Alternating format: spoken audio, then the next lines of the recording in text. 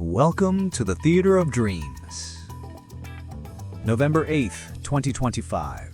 Venue, Tottenham Hotspur Stadium. Full time, Tottenham 2 to Manchester United 2. A wild, chaotic encounter, ending with Matthias de Ligt's dramatic header in the dying seconds. But behind that last gasp equalizer lies a deeper truth. This Manchester United still can't quite control itself. Rúben Amorim may have sparked a revival, but the 2-2 draw at Tottenham exposed the same old illnesses: mental fragility, physical fatigue, and tactical inconsistency. Match summary. The game in London began tense and error-strewn.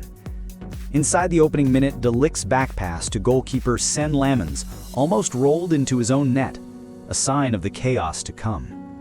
United struck first through Bryan Mbeumo, who continued his fine form with his fourth goal in 4 matches. It came from a sloppy clearance by Tottenham's defense. Amad Diallo pounced, whipped in a low cross, and Mbeumo nodded home past Vicario. Throughout the first half, Tottenham were toothless.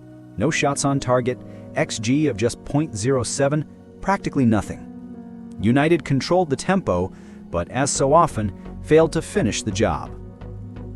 And then, the familiar collapse.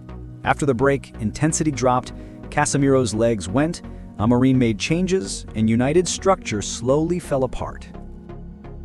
Man United's old problems. Number 1. Lack of focus and complacency. Amorim admitted after the game, quote, "We felt too comfortable, and that's when the team started slipping." End quote. That complacency cost them the rhythm.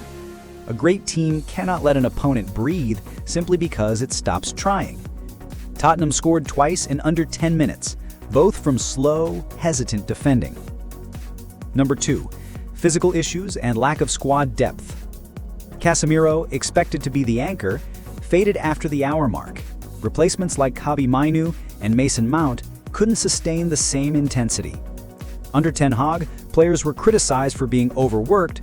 Now Amorim faces the opposite issue, a squad too thin to last the full 90 minutes. Number 3. Defensive instability.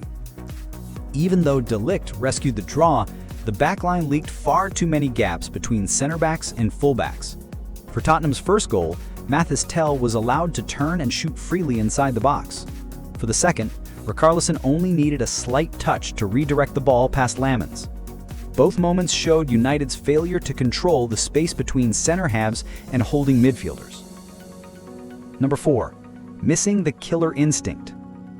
United should have shut the door after Mbeumo's opener, but instead, they played as if the scoreline was already safe. It's a lingering disease from the Ten Hag era, one that Amorim still hasn't cured. Bright sides and signs of hope. To be fair, this United side has rediscovered something they long lacked: resilience. Under Ten Hag, matches like this often ended in disaster. Now, even after a poor second half, they still found a late goal and a point. De Ligt is growing into a defensive leader. Bryan Mbeumo remains the brightest discovery of the summer. And Amorim's medium block pressing game is starting to take a more defined shape. But clearly, this is still a team learning to mature, much like Amorim himself, adapting from Sporting to the Premier League. The process of building an identity is far from complete. Post-match message. Fewer injuries, more control, better results. That's been Amorim's motto recently. Yet this 2-2 draw showed that United still haven't mastered control of tempo, of emotion, and most crucially, of those decisive moments that kill a match.